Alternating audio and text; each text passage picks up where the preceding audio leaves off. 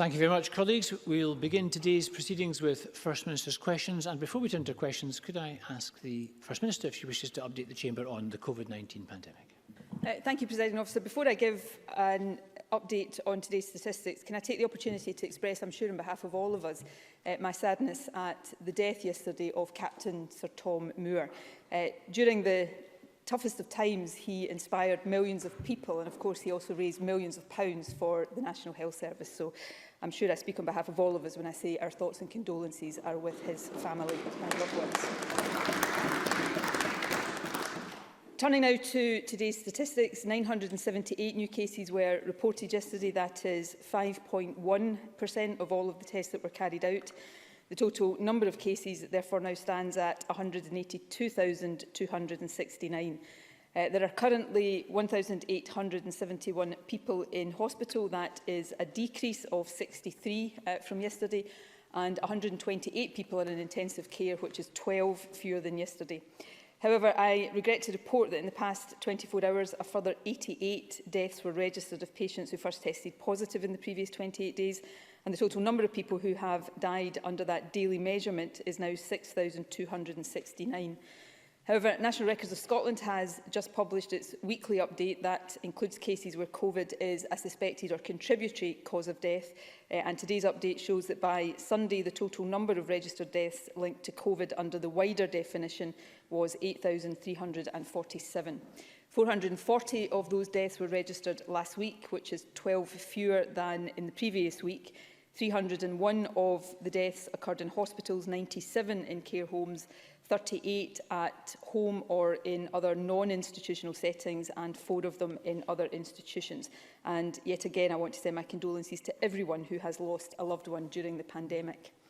I can also report that as of 8:30 a.m. this morning, 649,262 people had received their first dose of vaccine.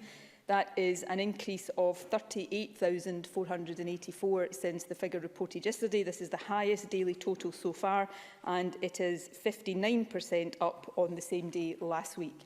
As I said yesterday, the total figure includes 98% of residents in older people's care homes who have not just been offered the vaccine, but have actually been vaccinated with the first dose. And in addition, 87% of over 80-year-olds living in the community have also now had the first dose. Now, that figure is based on our original estimate of the number of over 80s, but as I said yesterday, work being done with health boards to refine this estimate suggests that that percentage might actually now be higher.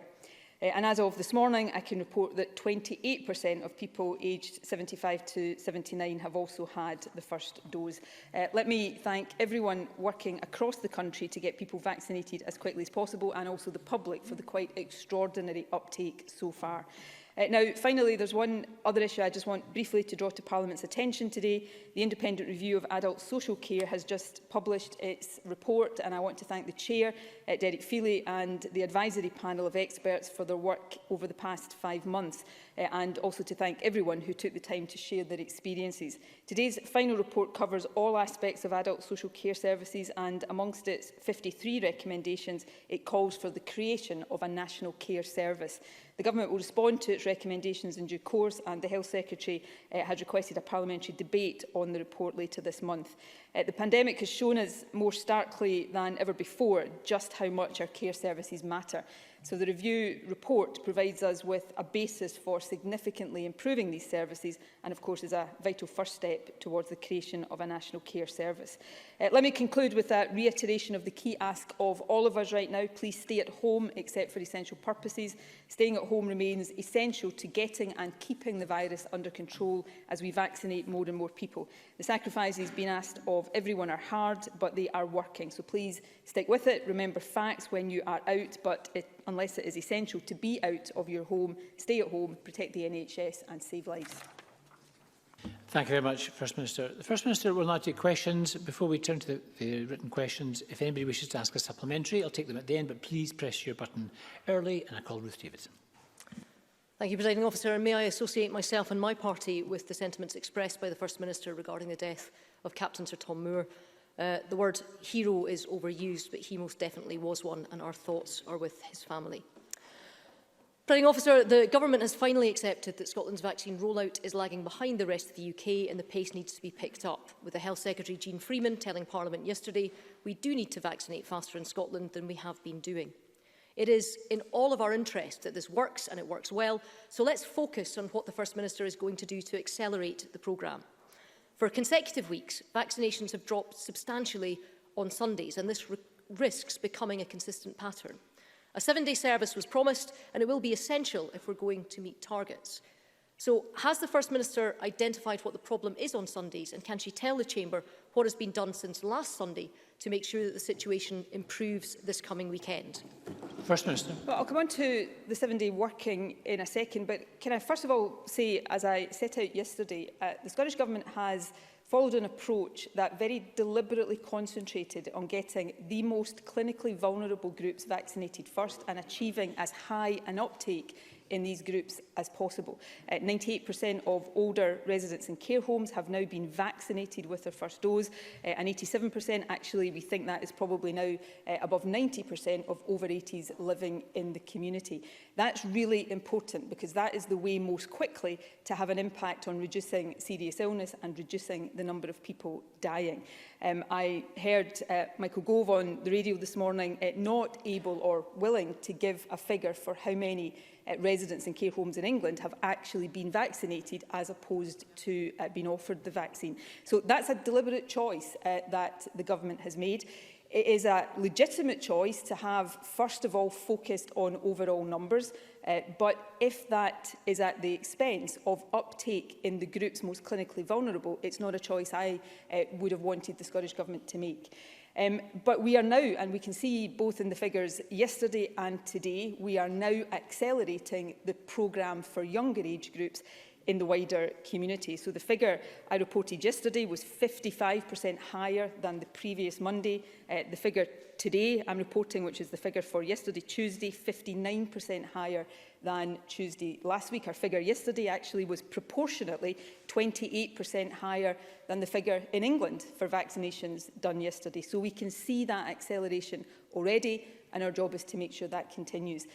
We have, the Health Secretary and the overall vaccination team have been working to ensure that the capacity that is there is being fully utilised every day of the week, including Sundays. I will personally meet this afternoon with the Chief Executives of Health Boards to hear from them the steps they have taken to make sure that the overall pace is accelerating in the wider community, but that is a consistent performance 7 days a week. So this vaccination programme is going well. It's going well because of the efforts of people across the country, but it's also going well because of the willingness of the public to come forward in such huge numbers to be vaccinated, and I'm very grateful to them for that.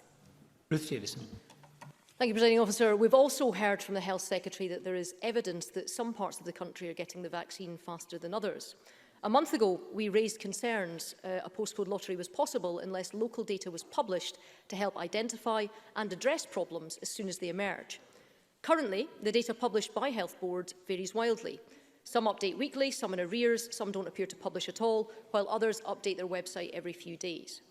There is a simple way to help restore public confidence that the speed of this rollout will eventually catch up in every part of the country.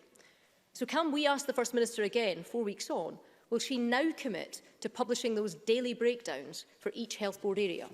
First Minister. Yes, we will do that when we are in a position to make sure that can be done robustly. Let's not forget here, the Scottish Government, and I think I can say this without fear of contradiction, but if I'm getting this wrong, I'll be the first to concede it. We already publish on a daily basis data that is much more detailed than other parts of the UK. So I can stand here and I can give this figure not on a weekly basis but on a daily basis and tell you how many people in our care homes have been vaccinated, how many people in the over 80s group have been vaccinated, how many people in the 75 to 79 age group have been vaccinated, and we'll continue to develop that as the vaccination programme works down the age groups. I go back to the point I made this morning, and I'm only saying this because ministers in the UK government have been critical of the Scottish government. Michael Gove couldn't or wouldn't give the equivalent figure for older people in care homes vaccinated in England. Now, yes, it's important to know how many people have been offered a vaccination, but I would suggest it is much, much, much more important to know how many people have actually been given the vaccination. And that That is the information in terms of groups of the population that we are already publishing on a daily basis, which has not been published in that detail elsewhere. And so, yes, we will move, as we have always said we would do, to much more granular breakdowns, including geographic breakdowns, as we're in a position to make sure that that data is robust for publication. And Ruth Davidson. I'd like to thank the First Minister for agreeing to publish the data by Health Board area on a daily basis, which I asked you for 4 weeks ago. I think it will help us track exactly where the hold-ups are in the country. But looking at this nationally, I think the whole country will have been delighted to have seen further mass vaccination centres begin operating this week. The Scottish Government's vaccination plan, published 3 weeks ago, states that 6 mass vaccination sites will be, I'll quote, capable of administering in excess of 20,000 vaccinations per week each. Now, people understand that it will take time to get up to that level, and we've seen Tekka and Aberdeen projected to do 6,000 this week. But can the First Minister tell us when all 6 sites are due to hit their 20,000 per week target? And does she believe, along with the community vaccination sites, that these 6 mass vaccination centres are enough? Or is there an opportunity for more as we attempt to speed up the programme? First Minister. Firstly, I haven't just agreed to publish daily figures on the regional breakdown. I've already said all along, perhaps Ruth Davidson didn't hear it or didn't pay attention, but I've said all along we would publish more figures on a daily basis as we were able to do that robustly. I've also said, and I don't think it's unreasonable, that we will also, as we go along, make sure that we're not putting overall too much of a burden on people to collect and publish data so that they can get on actually with the job of vaccinating people, which is the most important thing of all. In terms of the mass vaccination centres, of course, in addition to the Edinburgh Conference Centre and Tekka in Aberdeen that have come on stream this week, in addition to the Louisa Jordan that's been working for a couple of weeks already. Now, there are a number of centres across the country. Now, given the geographies of some towns and villages in our country, they won't all be of the scale of the Tekka and the EICC, but they are vaccinating people on a daily basis.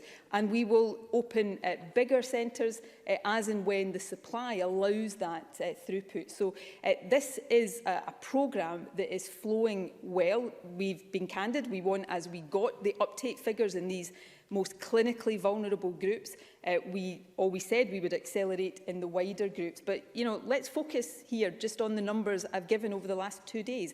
As we've gone into these groups, yesterday, a figure that was a record high, 55% higher than the corresponding day the week before, and 28% higher proportionately than the number of vaccinations carried out in England yesterday. Today's figure, another record high, and 59% more than the corresponding day last week. I don't yet know what England's figure is for today. So we are on track to vaccinate everybody in the over 70 group, everybody in the clinically extremely vulnerable group by the middle of February, having, I think by any objective standards, exceeded the target we set for what anybody would have thought a decent uptake in the over 80s was. That was a target we'd set for Friday this week, and we're already probably over 90% of the over 80s in the community already. So this is going well. It's going well because of the huge efforts of the Health Secretary, the team in the government she works with, and vaccinators the length and breadth of the country.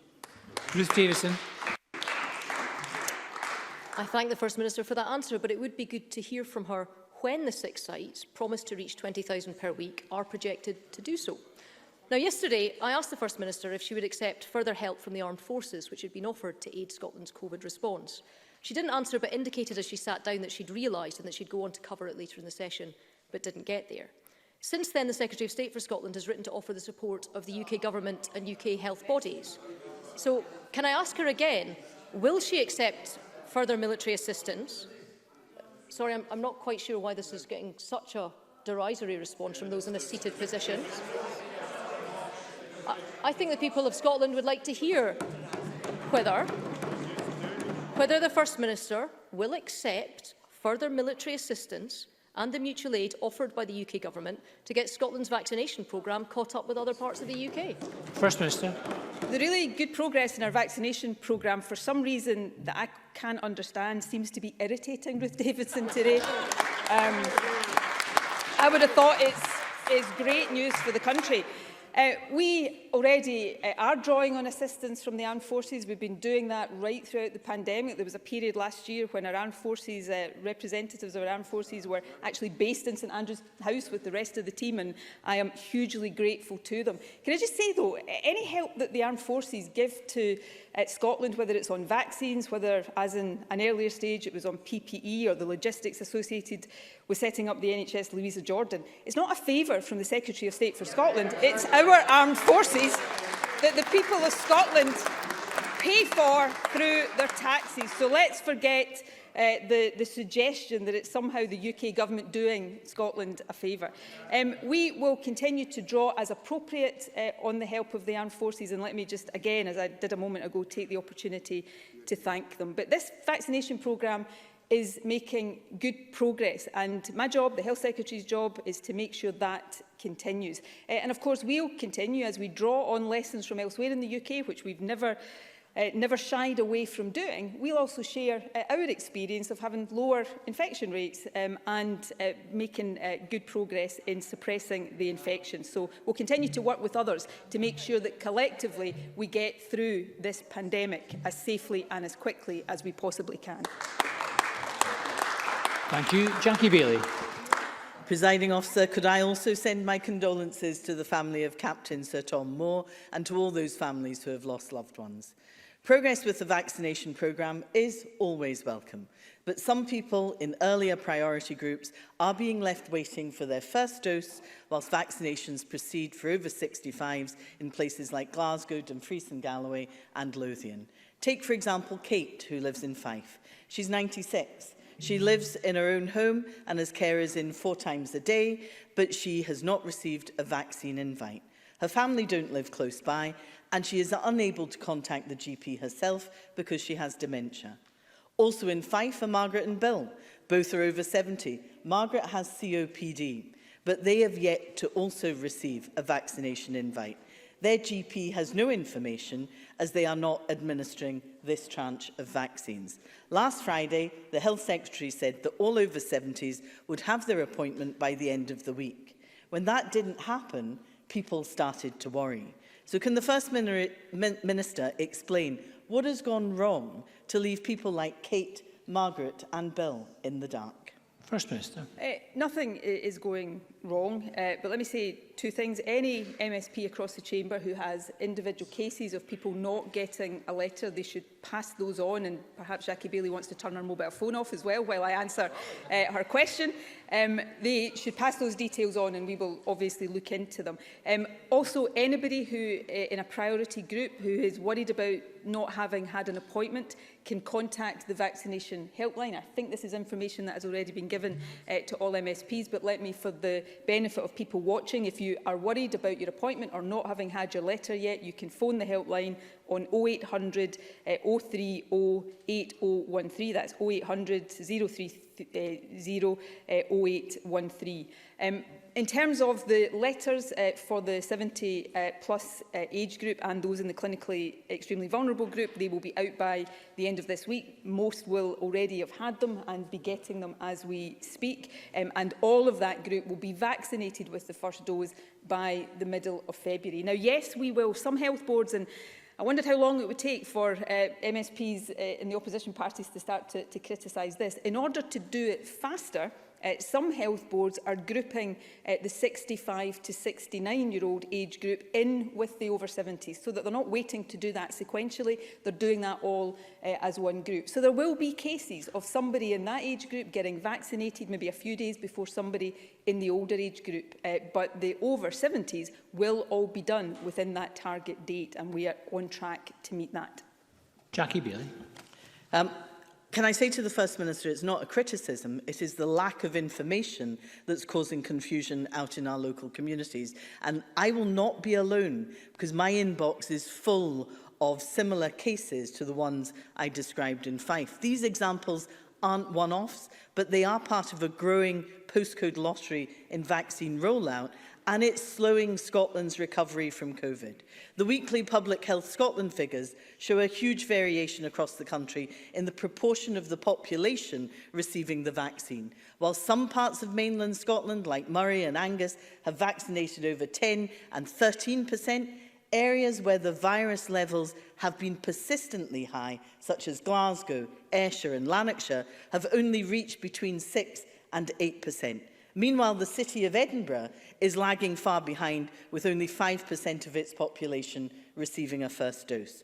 The figures published today have even had the percentages removed, so we can't easily monitor progress. Now, whether that's a deliberate lack of transparency or a genuine error, is not acceptable that people are penalised by their postcode when it comes to this. So what is the First Minister doing to fix it? First Minister. People are not being penalised because of where they live. There will be differences in speed because of geographies, because of how different health boards are organising this to take account of the differences between urban areas and rural areas, the different sizes of communities. But all health boards are making progress. I think I said earlier on, I'll be meeting with the chief executives of all health boards this afternoon just to make sure they all have plans in place that allow them to make steady progress, fast but steady progress through all of this. And that is a matter of daily monitoring. In terms of transparency, as I said to Ruth Davison, we are publishing more daily information with greater breakdowns than any other part of the UK, and we will continue to supplement that as we go along. It's really important. I would readily say this. I think I said it yesterday. I welcome the scrutiny and the pressure of Parliament on this, because it is really important that we do go as fast as we can to protect as many people as possible.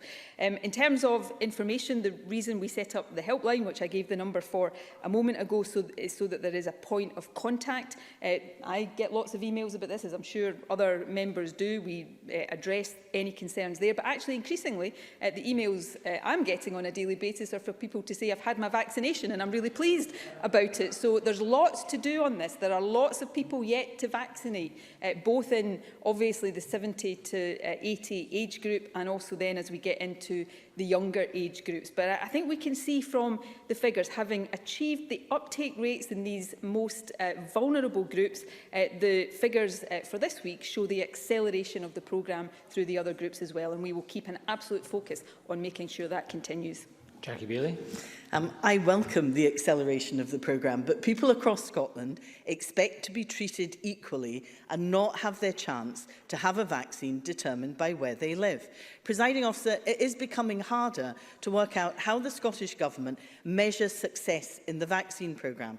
Our vaccine rollout is much slower than England, Wales and Northern Ireland. The First Minister quite rightly says is not a competition between nations. But I have to say to her, it is a race against the virus and we are not going fast enough. The First Minister says that they are following the JCVI priority list. But in different parts of the country, it is a postcode lottery. That is not the fault of the vaccinators. They are doing a tremendous job. But GPs tell me they are simply not getting enough supply, and supplies are erratic. And even by the First Minister's own promises, we are falling behind. First, it was 1 million vaccines by the end of January, but there have been less than 600,000. Then it was all adults over 18 by spring. Now they're aiming for just the over 50s by May. We were told that the vaccination programme was ramping up, but on Sunday we recorded our lowest daily rate so far. For the First Minister to meet her next promise of vaccinating all over 70s and the clinically vulnerable by the 15th of February, our daily rate needs to increase immediately to at least 40,000 a day. So does the First Minister expect her latest target to be met, or will it be her latest broken promise? First Minister. Yes, I expect the target to be met, because the target we've been working to for the last couple of weeks in over 80s has actually been exceeded, not just met by the target date. It's interesting. I honestly don't know. I've said before, and I'll say again, I actually welcome the scrutiny on this. But occasionally, you know, the opposition could try to hide the fact that they're obviously deeply irritated at the fact that the programme has been accelerating. Why would you mention, it's perfectly legitimate to mention Sunday, but today we've had the highest total of vaccinations reported in the whole programme so far, but there's not a lot of mention of that. Jackie Bailey asked me, how do we measure success in the programme? Well, here's one indicator. 98% of the most clinically vulnerable people in the whole country, older people in care homes, have already been vaccinated in Scotland. 90% or thereabouts of the next most vulnerable group, the over 80s, already vaccinated with the first dose of the vaccine. I can't tell you what those figures are in England because, to the best of my knowledge, they're not publishing them on a daily basis. And Michael Gove couldn't tell you what they were when he was interviewed on BBC Radio Scotland this morning. So that is a measure of success. Why is that a measure of success? Because this vaccine, although we had really good news yesterday on early indications around the impact of the Oxford vaccine on transmission, but right now what we know most about these vaccines are that they have a positive impact in suppressing illness and death. So why does it matter that we've got such a high uptake in these groups? Because these are the groups most likely to become seriously ill and die. The way we have done it is the way to save the maximum number of lives most quickly, and I think that is really important. And now we are accelerating progress going through the other groups. Jackie Bailey talks about things the Health Secretary said in November. Yes, she did say these things in November. In November, we didn't even have an authorised vaccine for use. So we were estimating on what we thought. We're now working on actual supplies and actual predictions of supplies to get the vaccine into the arms of as many people as quickly as possible. Vaccinators across the country, the team in government working in this, are doing an excellent job, and we should all back them 100% to get on with it. Thank you. Question 3, Patrick Harvey. Thank you, Presiding Officer. We all know how important it is that we prioritise the needs of children and young people, but to do so as safely as possible for them, for school staff and for the wider community. Yesterday's announcement does pose significant challenges for school staff. Yesterday, the First Minister said of senior pupils who will be physically present in schools to complete coursework, initially it's intended there will be no more than around 5 to 8% of a secondary school roll physically present at any one time. We now know that that's in addition to the vulnerable young people and those from families of key workers who are already attending. This will make adequate social distancing difficult or impossible. And occupational priority groups for the vaccine programme will only be considered in the next phase. Greens have long said that we want to see school staff included in this, but it's still some time away. So the First Minister will no doubt be aware that many teachers continue to be extremely concerned at the prospect of a return to in-person teaching. Will she at least give them an assurance that vulnerable teachers will not be expected to return to class before they are vaccinated? First Minister. Yes, I would expect local authorities, who are the employers of teachers, to make sure that they put the safety of vulnerable teachers absolutely top of their agenda. We will not compromise the safety of teachers, other school staff or young people in schools. All of the steps we are taking to get children back to school, which I make no apology for. I think it is really important to get children back to school as quickly as possible. But all of the decisions that we have taken so far and will continue to take are informed by the advice of our expert advisors, looking at the data on the state of the epidemic, looking at the scientific information we've got, and making very careful and cautious decisions. If you take secondary schools, what I announced yesterday for senior phase pupils is really important, because without that access for some senior phase pupils to in-school, face-to-face practical learning, there will be a question mark over the certification of their national qualifications. And I don't think that is fair, if we can at all avoid it, to the young people concerned. But if you take what we set out yesterday with a maximum of 5 to 8%, and you combine that with the young people who already have access to school premises, you're talking in the main large secondary schools of something in the region of 11–12% of a school roll being present. And I think that is a reasonably cautious way to approach getting older pupils back to school. So we continue to listen to teachers. I understand the concerns of teachers, which is why we've set out the plans for twice-weekly testing for school staff as well as senior phase pupils that I spoke about yesterday.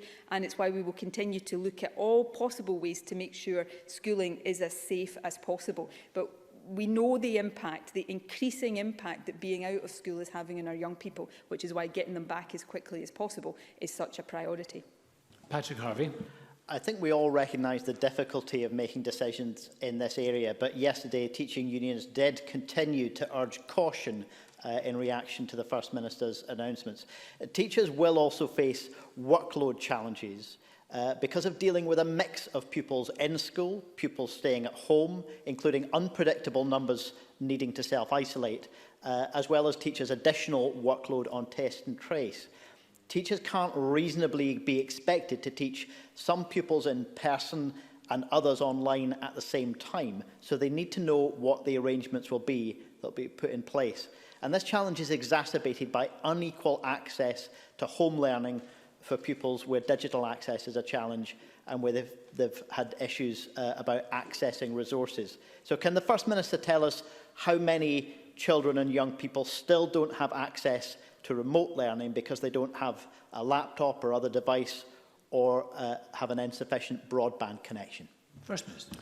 We work with local authorities on an ongoing basis. I said this in response to a question yesterday, to make sure that we are identifying, or they are identifying, and we're helping them fill those gaps. But we did a data analysis at an earlier stage of the pandemic that from memory showed, I think, that there was perhaps 70,000 families across the country that didn't have that access, and we have therefore made funding available for 70,000 devices, internet connections to be made available. But we will continue to work with local authorities to make sure that any young person, any family that doesn't have that is catered for. In terms of the overall thrust of the question, I recognise how difficult this is for teachers. I genuinely do. That's why we funded 1,400 extra teachers to help with the workload issues of this. It's why not that long ago the Deputy First Minister announced an additional £45 million for local authorities to look to enable them to provide resources as they see fit to further help. So I got huge sympathy for the difficulties teachers face, just as I do for people working in other roles during this pandemic. But all of us, I think, have got a duty to operate right now and to take decisions to get through this pandemic in a way that prioritises the health, the well-being, the development of our young people. That has been hugely impacted in getting them back into face-to-face education in schools, operating normally with their peer group and with their friends. I don't think there is a greater priority in the midst of this pandemic than that right now, and that's why the Scottish Government is going to do everything we can to accelerate it as fast as safety, and let me emphasise that point, as safety allows. Thank you. Question number 4, Willie Rennie. This is from someone who wants to be a vaccinator. I'm currently entering week 5 of the recruitment process, with a possible induction start date of the 10th of February, subject to occupational health clearance, with further online training required. He has been a senior registered NHS professional for 30 years, but he is still required to go through the extensive NHS recruitment process all over again.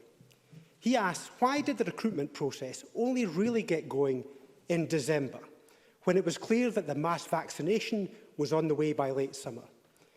I want to know why it is taking 6 weeks to get experienced NHS staff ready to vaccinate. Why did this process start so late? And are these some of the reasons why we are still so far behind the rest of the UK on the vaccine rollout? First Minister. I think the answers in order are no, no and no to that. We have right now more than 9,000 vaccinators registered in the National Vaccination Management Tool. We are working towards the capacity by the end of this month to be able to do 400,000 doses a week. That requires a daily workforce of around 1,700 whole-time equivalent vaccinators, 970 support staff. So we have already identified and have registered the numbers that we need to do this programme at the scale we need to do it. In terms of the process that people have to go through, again, as with people that are asking questions about their vaccination appointment, if there are cases any member wants us to look into, we're happy to do that. Vaccinating people, I'm not a clinician, obviously. I'm not saying it's the most complicated clinical process known to to us, but equally it's not something that should be treated lightly. So there is a process to go through. It's a process that varies depending on whether somebody has previous vaccination experience. So there will be people who do the flu vaccination every year, where the requirements here will be much less. For others who may have lots of clinical experience but may never have vaccinated somebody before. So it's right from the point of view of patient safety to train people appropriately. Now, we have taken steps, health boards have taken steps to streamline that as much as possible. We don't want unnecessary bureaucracy. But if we didn't do that properly, and then there were patient safety incidents because we had people vaccinating that maybe hadn't gone through the right processes, I have a sneaky suspicion that one of the first people up here criticising us for that might just be Willie Rennie. Willie Rennie. Dearie me, dearie me. 6 weeks to register an NHS professional.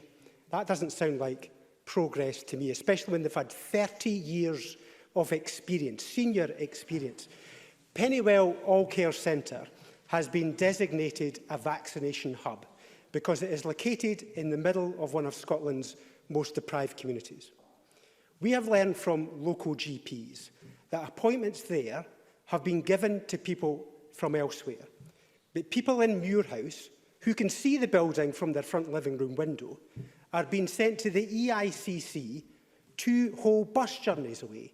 That makes absolutely no sense to them. Doctors think this is bound to have an impact on the take-up of the vaccine. And the First Minister knows that this is happening elsewhere too. So can I ask the First Minister, what on earth is going on with this appointment system? Minister. Look, Willie Rennie very often, even if I don't always respond in the way that suggests I think this, asks very legitimate questions. But I have to say these ones, and I'm going to take him through some of these. Let's firstly talk about the training of vaccinators. If you are somebody with previous vaccination experience, the process I think is about 3.5 hours. Now, there will be people with lots of clinical experience who don't have previous vaccination experience, and therefore rightly that is a process that takes longer. But Willie Rennie's proposition here seems to be founded on the fact that because it's such a long bureaucratic process, we don't have enough people to do it. We've got 9,000 people registered on the vaccination management tool already. And as we get to that capacity of 400,000 a week, that requires about 1,700. So we have lots of people registered, and there is absolutely no suggestion that it is a lack of vaccinators, that a lack of vaccinators is an issue in the delivery of the programme. Now, in terms of the issue with geography, I'm not going to pretend to know in detail every part of the geography of Scotland, but yes, we are prioritising. We can't have GPs do the whole of this programme because given the scale of it, if we ask GPs to do the whole of it, they wouldn't have time to see patients for any other reason, which wouldn't be good or sensible. So we are trying to prioritise the time of GPs, and health boards will be taking different approaches to this based on their experiences and their geographies. But GPs, largely older, more vulnerable people with younger, fitter people asked to go to the bigger vaccination centres. So sometimes, yes, people will be asked to go to a centre that is further away than their own GP. But do you know what? That's so we can get through more people more quickly, which I thought is what everybody wanted here right now. And lastly, Willie Rennie says, this all must be having an impact on uptake. We have record high uptake figures right now. 98% of people in care homes, now that's in care homes, so that's a different model. But if you had told me just a few weeks ago that we would be at 90% of over 80s actually having been vaccinated, that we would have got close to that uptake, I would have struggled to believe it. The evidence is not that anything we're doing is depressing uptake. On the contrary, uptake is brilliant so far in this programme, and that's a real tribute to people in the communities wanting to come forward to help in this collective national effort to beat COVID. Thank you. Question 5, Kenneth Gibson. Thank you, Presiding Officer. To ask the First Minister what the Scottish Government's response is to the Institute of Fiscal Studies report that was published on the 1st of February, which suggests that the cost of lost schooling in Scotland due to the pandemic is at least £2.8 billion. First Minister. Well, we know, and I've talked about this today and also yesterday, that COVID is having a negative impact on the attainment gap and is affecting the learning of all children and young people. That's why, as part of our pandemic response, we've invested significantly in teachers and support staff, as well as measures to extend digital inclusion and improve remote learning. We also continue to target additional support at those from disadvantaged backgrounds. The draft budget for next year will see more than £127 million in pupil equity funding go to support those from more disadvantaged backgrounds, and a further £30 million invested to support schools with the ongoing effects of COVID. COVID will have both an immediate and a long-term impact on education, so we will always be looking for opportunities to do more to support children and young people's learning. But ultimately, this is why we are so determined to give priority to the return of schools, and why I was pleased to announce the start of a phased, albeit very gradual, return to full-time schooling later this month. Kenneth Gibson. I thank the First Minister for that answer. In recent years, much progress has indeed been made in raising attainment, particularly amongst pupils from disadvantaged backgrounds. Progress inevitably undermined by necessary restrictions undertaken in response to the pandemic. The individual income loss over a lifetime could run into tens of thousands of pounds. The Institute of Fiscal Studies suggests the use of large-scale tuition in summer holidays and extended hours could partially make up for lost classroom time. Will the Scottish Government explore all feasible options to ensure our pupils can catch up on their lost education, so that by the time they leave school, any educational disadvantage suffered due to the pandemic is minimised? First Minister. Yes, we absolutely will. We are and will continue to do everything we can to ensure the impact on children's education is minimised, and we will consider action beyond that which is being taken right now. Since the start of the pandemic, as I said a moment ago, we funded the recruitment of 1,400 extra teachers and over 200 support staff, which will be helping already. We've already invested to address digital exclusion, and as I said a moment ago, announced a further £45 million to be used flexibly by local authorities for digital devices, internet connectivity, staffing, family support, whatever they think is most appropriate and necessary. And the draft budget will also see money invested to mitigate the impacts of COVID on learning, and particularly on groups from more disadvantaged backgrounds. Thank you. Question number 6, Brian Whittle. Thank you, Presiding Officer. To ask the First Minister what action the Scottish Government is taking to ensure that patients have timely access to echocardiograms. First Minister. Well, we recognise the importance of timely access to diagnostics, including echocardiograms for people with heart disease. We've supported the Heart Failure Hub to define and implement diagnostic pathways. That's included increasing access to tests that can help rule out heart failure in patients who might be suffering from breathlessness, which reduces the need for an echocardiogram. And that means that patients who do need to receive one can be seen sooner. All health boards now have access to this test. We are in the process of refreshing the Heart Disease Improvement Plan and expect to publish that this spring. Within that plan, will ensure that equitable access to diagnostic tests, treatment and care for people with heart disease remains a priority. Brian Whittle.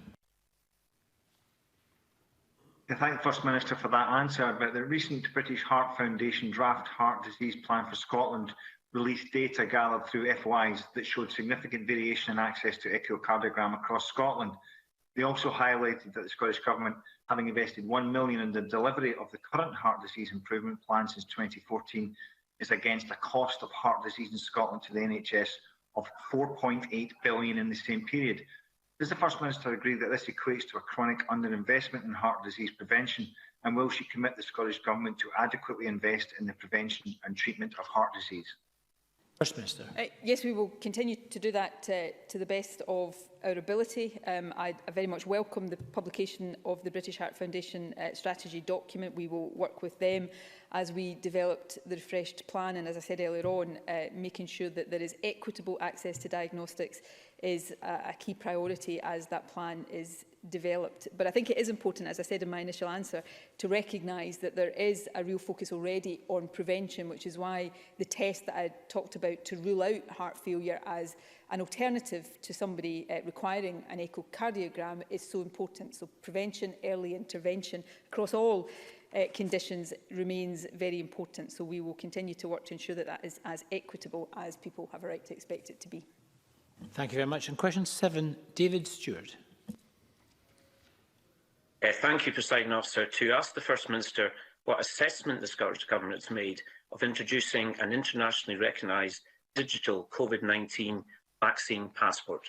First Minister.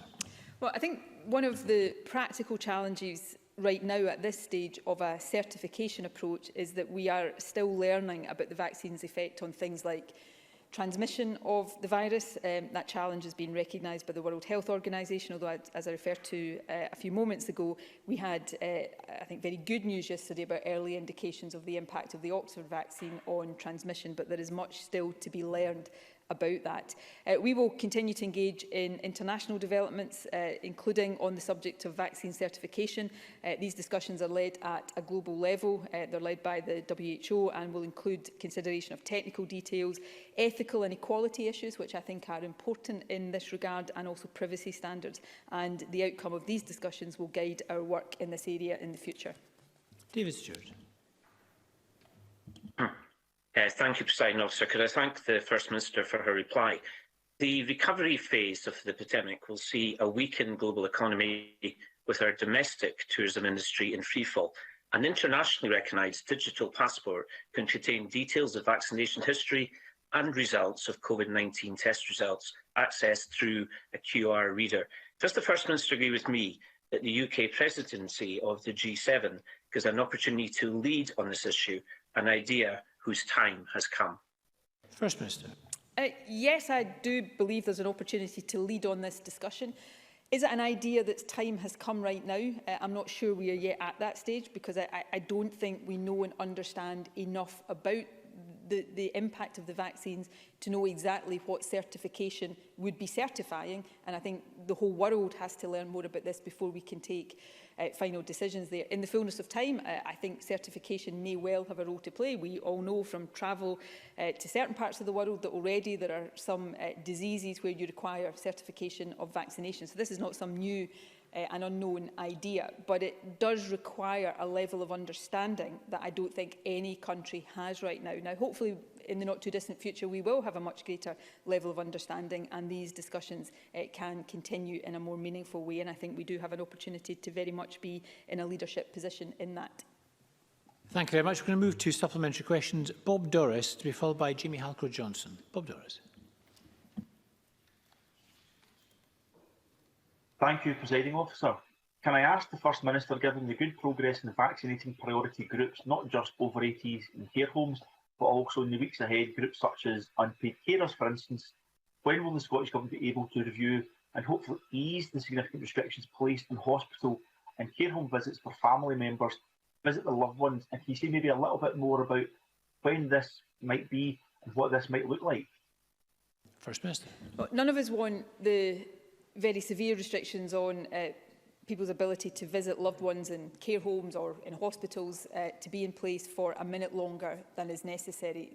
The impact of these has been severe, has been very distressing, and I think have affected the mental well-being of care home residents and the people who love them. So we all want to get to a position of normality there as soon as possible.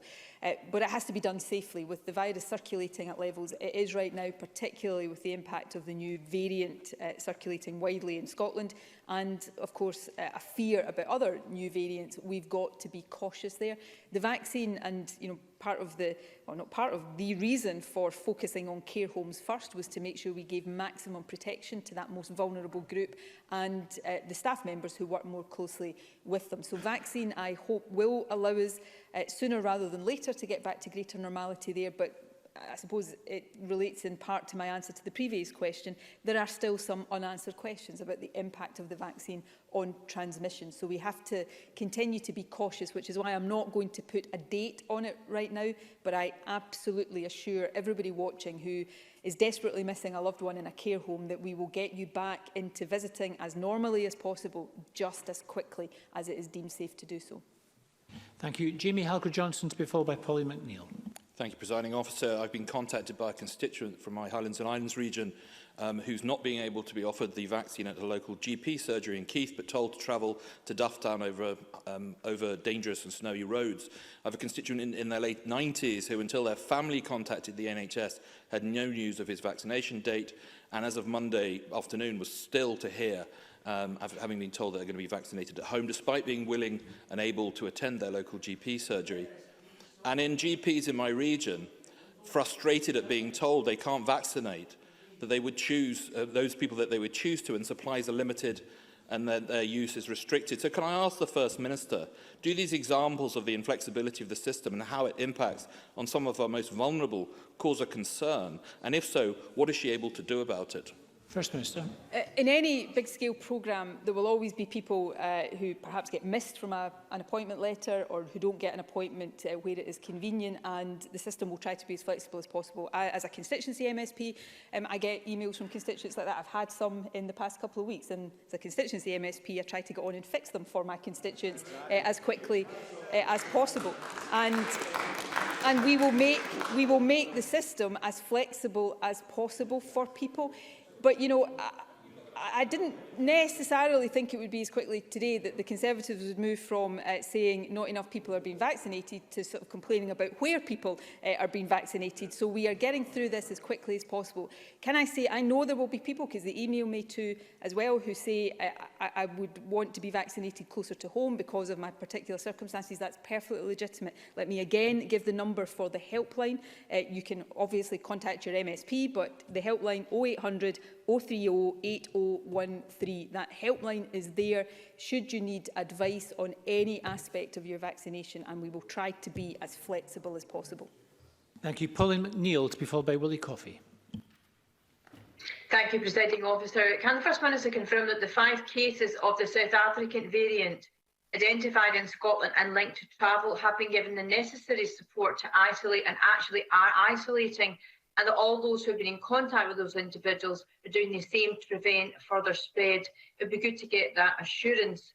And can the First Minister confirm that airport testing will be part of the solution going forward, as it seems sensible to have a system that identifies the virus in travellers? Seems a sensible approach. First Minister. So yes, I can give that assurance on the 5 cases of the South African variant that have been identified so far, and I stress so far in Scotland. They all have connections with international travel. So at this stage, we have no evidence in Scotland of community transmission of that variant, and they are all being treated with the utmost caution, with all of the correct protocols around isolation and contact tracing in place, because it's really important that we try to stop that variant becoming one that is circulating in the community. In terms of testing, yes, testing will have a role to play as we move forward in terms of international travel, I am sure. But right now, the key message is do not travel unless it is essential to do that. That is the most important thing we can do to minimise the risk of new variants coming into the country. We should absolutely, I often get asked what are the mistakes. I wish I could go back and redo what we did, and last summer not being tougher on international travel is one of the things I wish I could turn the clock back and do differently. So I'm not prepared to allow us to make that mistake again. Do not travel right now unless it is essential. I'm sure many of us are desperate to get away on holiday to warmer climates, but right now, if we want to get greater normality domestically, to see our loved ones, to do the things we all like doing, then I'm afraid summer holidays and holidays at the moment may just be the price we have to pay for that. So my overriding message, please do not travel right now. Willie Coffey, to be followed by Liam Kerr. Thank you. Can I ask the First Minister what action the Scottish Government is taking to address the serious challenges faced by our local high streets in the current climate, and to support regeneration of our town centres as we move out of the pandemic? First Minister. Well, this is a really important question because there are significant challenges for town centres as a result of the pandemic. As we know, many of our town centres were facing challenges anyway as shopping patterns were changing. We've published the independent review of the Town Centre Action Plan, and we will continue to increase the support we give town centres to respond to the challenges they're facing. The review will be supported by an additional £25 million a year, which was announced in the budget, and that's part of an overall 5-year £275 million place-based investment programme that will build on previous investment to stimulate economic activity for regeneration in our towns and make sure that town centres, other small settlements and business improvement districts get the support they need to face up to these challenges. Thank you. And Liam Kerr, to be followed by Mark Ruskell. Thank you, Presiding Officer. I think Willie Coffey asked a good question, actually, and I wonder if I can press the First Minister on a specific point. See, last week, the Aberdeen city centre was hit by the closure of Debenhams after more than 35 years in the city. Another department store building, BHS, remains empty 5 years after it closed, and Arcadia has shut several stores in the city. So can I ask, what is the First Minister doing to proactively help councils find occupiers for empty buildings to ensure great cities like Aberdeen don't come to resemble ghost towns? First Minister. I'm going to resist the temptation to assume responsibility for filling individual shop units in every town and city. It is an important question, and I don't mean to minimise it. We work with councils to support them through funding. It is, of course, and this is not just about not wanting it to be my or the Scottish Government's responsibility. Local economic development teams and local councils are best placed to know how to recruit. Presiding Officer, I'm struggling to hear with all the Yes, but the trouble is, First Minister, if I may say so, First Minister, the trouble was caused by the Deputy First Minister heckling the Labour benches. So I would encourage all members to behave themselves in this situation. First Minister. I will speak to him later, Presiding Officer. My apologies. I've completely lost my train of thought, which probably means I should sit down. The issue of town centres and working with local authorities through the action plan, through the funding, but the point I was making is I think it is right and proper and probably most effective for the local authority economic development teams to actually focus on who they are trying to recruit and who is best to be targeted for investment in their own areas. Thank you. Mark Ruskell, to be followed by Rona Mackay. At the same time as we're seeing a growing number of empty shop units across Scotland, retail giants such as Amazon and the supermarkets have seen vastly increased profits over the last year, actually benefiting from the COVID restrictions. So can I ask the First Minister if she supports a windfall tax on these corporations to help fund the recovery package for our high streets, and whether discussions have been held with the UK Government about this? First Minister. There's discussions held with the UK Government on all sorts of things. I've not personally had that discussion, but I'm sure there have been discussions of that nature.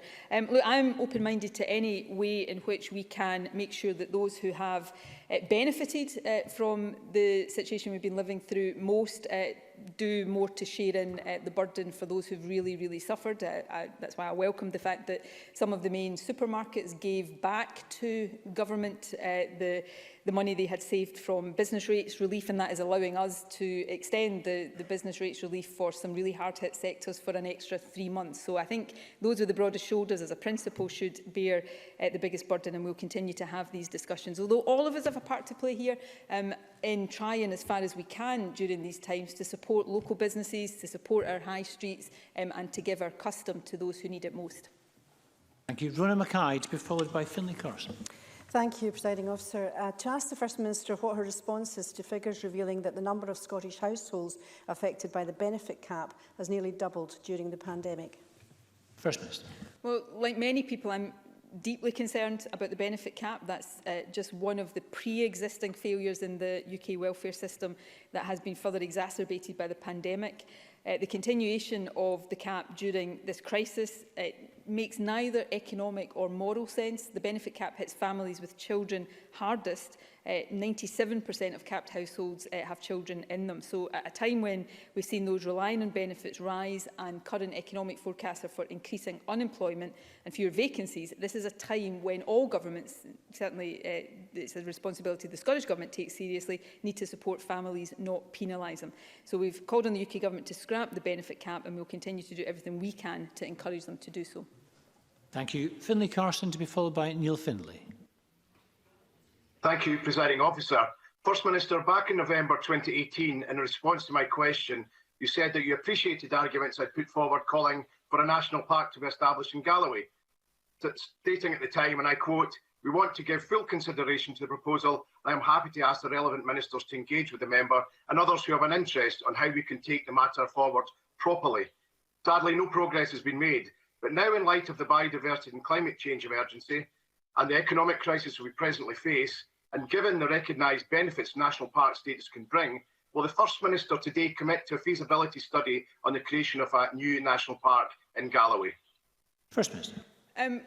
I'm not going to, for reasons I hope the member will understand, I'm not going to commit to that today because obviously I need to go and consider the question and the proposition he's asking me to commit to. I will certainly do that.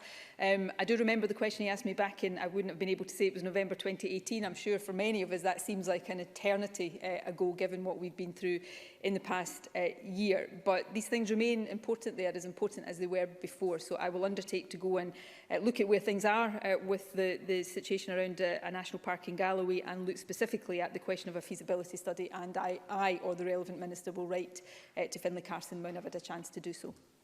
Thank you. And Neil Findlay to be followed by Shona Robertson. This week, the state of Oregon decriminalised the personal possession of all drugs. They will still rightly prosecute dealers, but will now offer users a range of public health options to help address drug use and addiction, in complete contrast to the lack of options available here. Does the First Minister accept the war on drugs has been a disastrous failure and will never arrest their way to a drugs-free society, and it would now need a cross-party initiative supported by experts in the field to look at how we can introduce a similarly humane and effective drugs policy here? First Minister. So in principle, yes. I set out just a couple of weeks ago the approach that we will take with the new Minister, dedicated Minister for Drugs Policy. We need to do things differently. We need to do things better. We absolutely need to drastically reduce the number of people in Scotland who are losing their lives through drug addiction, and we've committed significant extra resources to that and are open-minded to different ways of working. There are, as I'm sure Neil Findlay will recognise, significant constraints. Decriminalising drugs is not something we could do as a Parliament within the powers we currently have. So we need to engage, for as long as we don't have these powers, we need to engage the UK Government in these discussions. But and this will be led by Angela Constance, we absolutely want to see a consensus around how we do things better. I absolutely agree we should not seek to criminalise or arrest our way out of a drugs crisis. This is a public health crisis and it should be treated as such. And Shona Robertson. Thank you. Does the First Minister agree that it's important that we break down any financial barriers to self-isolating? So can I welcome the extension of the £500 self-isolating to people earning less than the living wage? Can I ask the First Minister how many people will benefit from extending the criteria, and how will the Scottish Government ensure that people are aware of the support that they're entitled to receive? First Minister. Well, again, this is a really important issue. We did announce yesterday changes to the self-isolation support grant. We will extend eligibility to everyone who earns the real living wage or less, to those in receipt of council tax reduction because of low income, and to those who meet eligibility and have caring responsibilities for someone over 16 who is asked to self-isolate. We've also lengthened the period during which people can apply for the grant to within 28 days of being told to self-isolate. I think these changes will further help remove financial barriers to isolating and significantly increase the numbers of people eligible for the grant. We estimate that around an additional 200,000 people will be eligible as a result of the changes I have announced. But we will continue to look for ways we can go further, both in terms of financial support but practical support as well. Making sure people are aware of these changes is important too, and therefore the changes will be accompanied by a national and local media campaign to raise public awareness of the support that is available. Thank you very much, and that concludes First Minister's questions. I think we've got a point of order from Jackie Bailey. Thank you very much, Presiding Officer. The First Minister said earlier that people can contact the helpline if they have questions about their vaccinations. People are emailing me right now to say that they're trying and they're not getting answers about appointments. Margaret from Fife, who I referenced earlier, has just phoned the helpline to be told a letter will be sent soon, but nobody knows when. David from Glasgow was told that they couldn't tell him anything. Arthur from East Renfrewshire, who had cancer, has been given no information about his appointment. Presiding Officer, the Government need a better solution for offering answers to people who are concerned about being missed or overlooked in the vaccination programme. Thank you. Thank you very much, Ms Bailey. I don't think that qualifies as a point of order. It is a point of information. I'm sure it will have been noted by the Government and by other members. Thank you very much. We're going to conclude First Minister's questions. Parliament is suspended until 2:30. And we'll come back then. I would advise members to be careful leaving the chamber, wear your masks, follow the one-way systems and observe the social norms. Thank you.